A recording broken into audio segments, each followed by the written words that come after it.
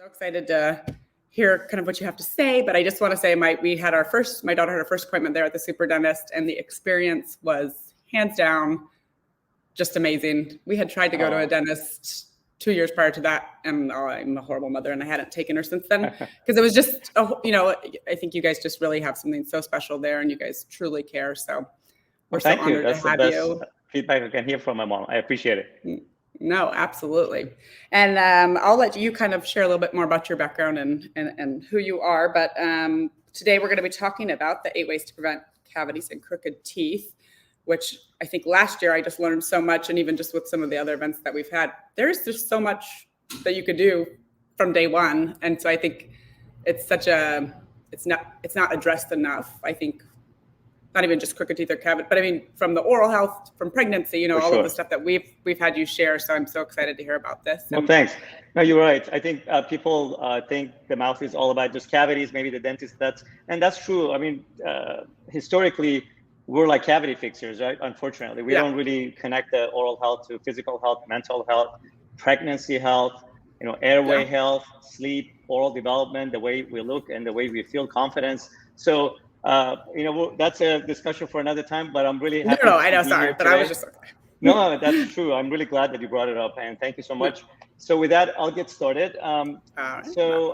As Nikki said, my name is Dr. Kami Haas. I'm an orthodontist and dentofacial orthopedist.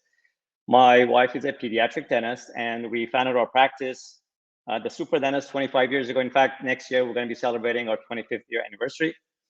When I was growing up myself, my mouth was just a mess. I had a lot of cavities, more than I would be willing to admit.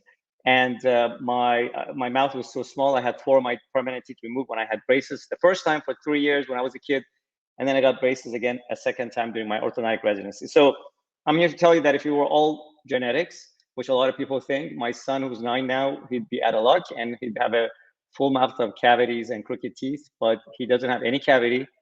And his mouth has grown ideally. He has enough room for all of his permanent teeth, and his bite is as perfect as it can be. So my wife and I have done several things to make sure he grows with a healthy mouth, and I'm going to share some of those with you today. I'm going to share my screen now.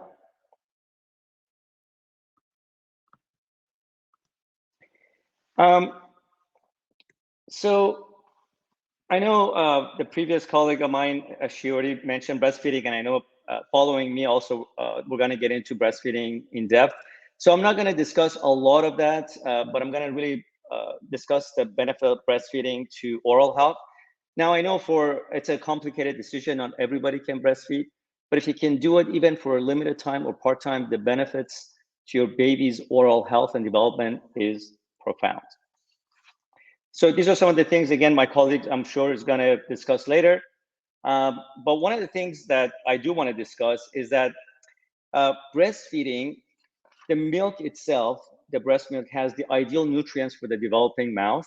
It has just the right amount of sugar and the fat. It also introduces the mouth with new microbes and the prebiotics, which is the food for the new seeded microbiome. And also introduces the mouth and the baby to with antibodies. So it really gives a baby a crash course into good microbes and bad microbes.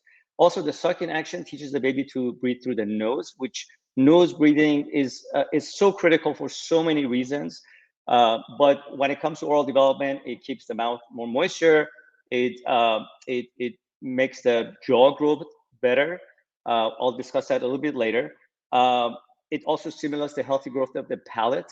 Your palate, the roof of your mouth, is also the floor of your nose. So when you breastfeed, the baby's tongue sits against the palate and it allows the palate to grow healthier.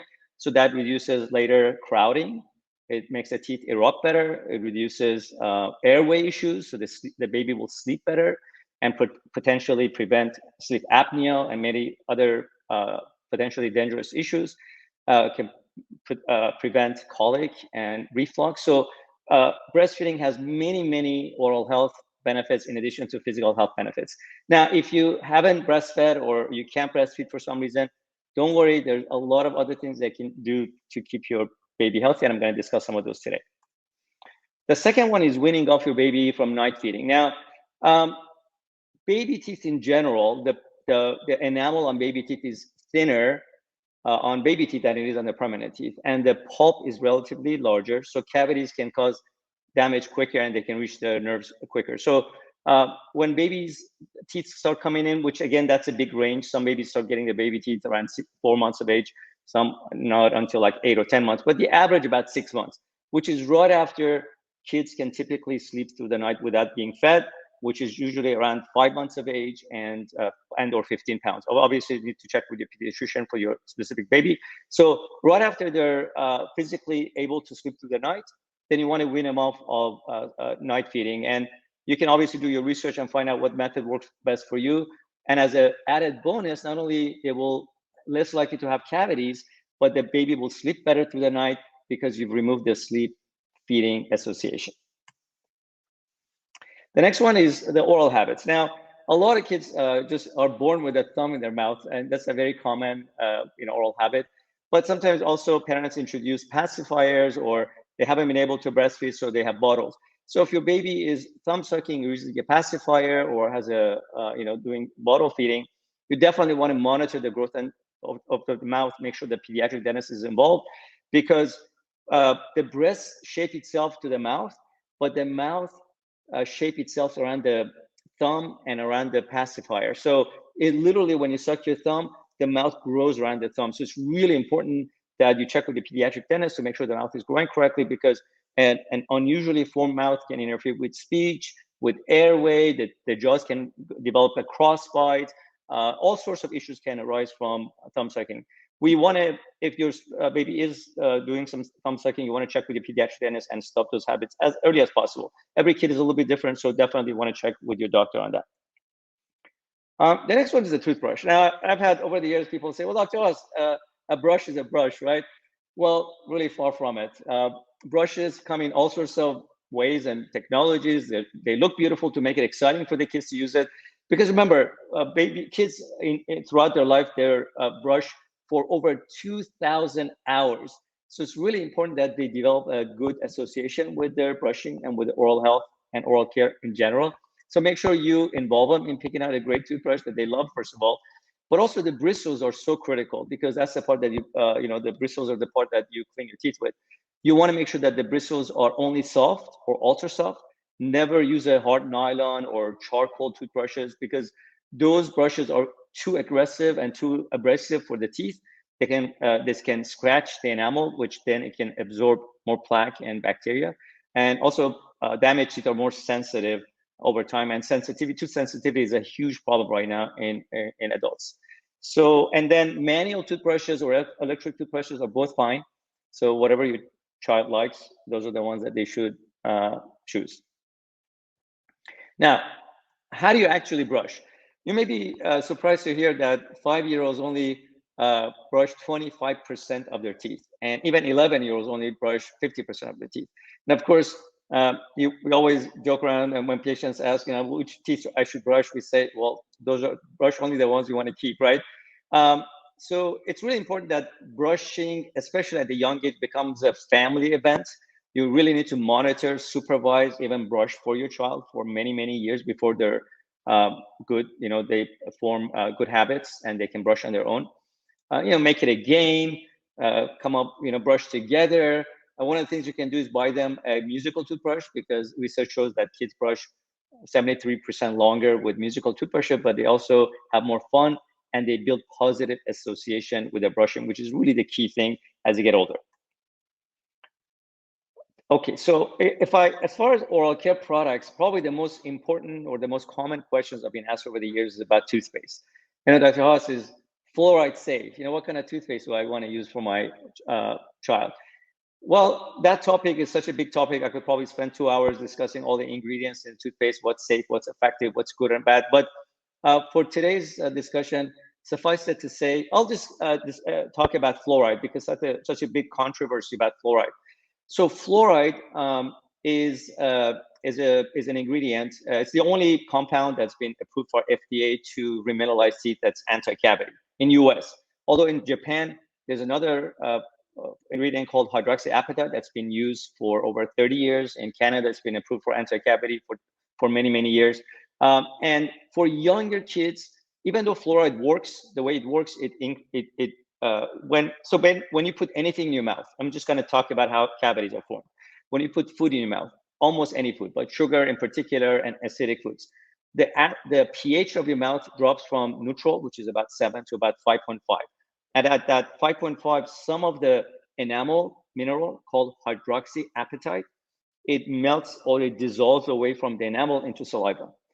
And then when you stop eating, the saliva buffers that pH back to about 7, and that hydroxyapatite gets redeposited into the teeth.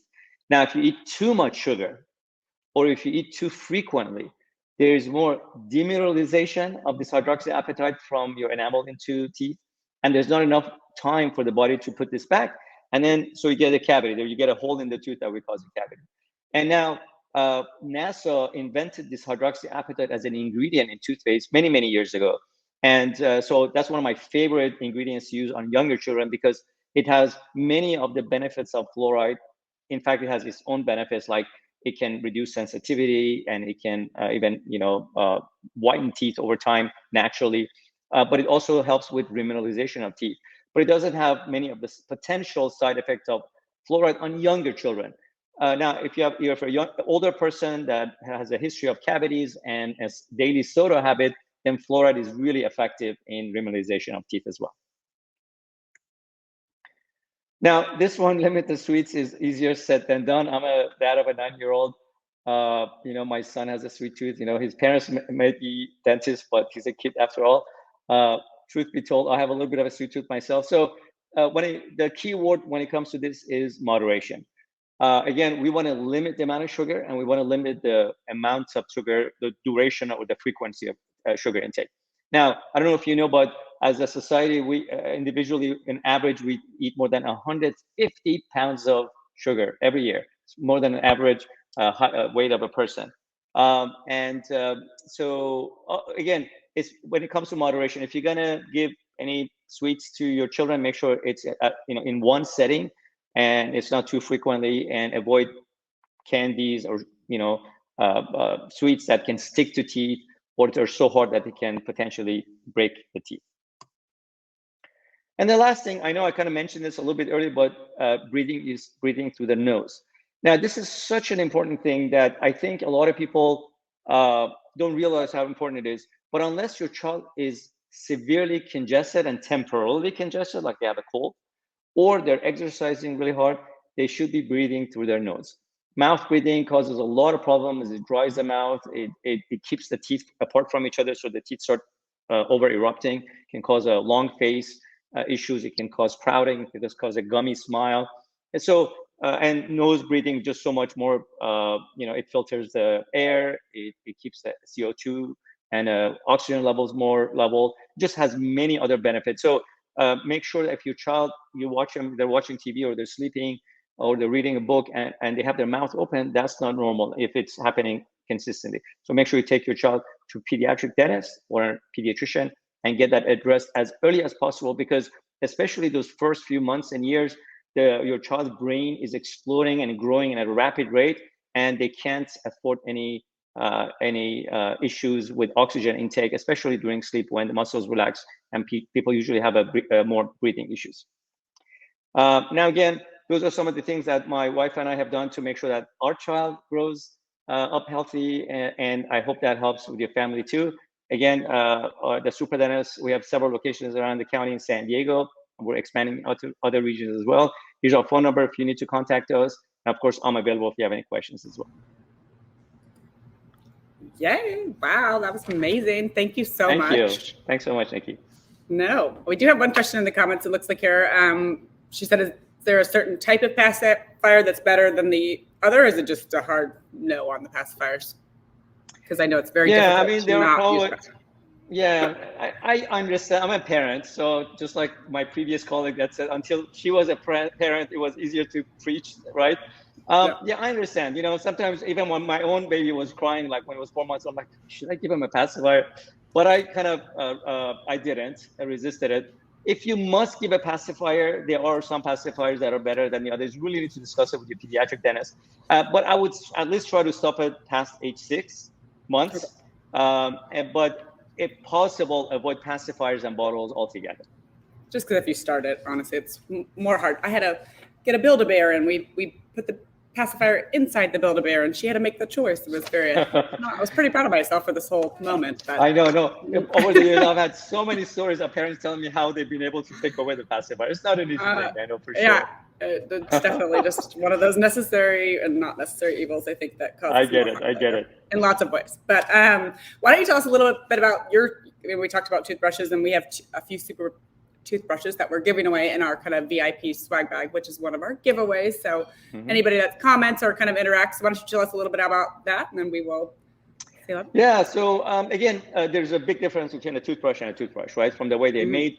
The association that they build with kids is critical, right? Because many of us don't have good oral health because we had bad experiences either going to the dentist or we didn't like brushing and flossing, especially flossing, something. If you ask a dentist, they tell you that's the one thing that their patients exaggerate the most about is how much they floss. So we've come up with really wonderful, playful, but also safe and effective oral care products in general to make sure that our children love and enjoy taking care of their mouth and they grow up building positive associations while making sure that they have safe ingredients, because these ingredients can be absorbed through the mouth, right, through the mucosa. You can swallow it. Very, very common for kids to swallow things. So you want to make sure that the product or care products that you use for kids are safe, effective, and playful. Amazing. Well, thank you so much for your time. We've dropped a few links and more information in the comments on how to reach out to you and the super dentist. And as a mom, and I will tell you, hands down, you guys are one of the best, and I'm so grateful for you and your time. That means a lot. Really appreciate it. Thank you very much. Thank you. Have a great day. You too. All right. Gosh, so much information to take in, and there's so much to learn. But we are kind of sticking on schedule here, so we're going to go right to our next speaker, which is Dr. Veronica.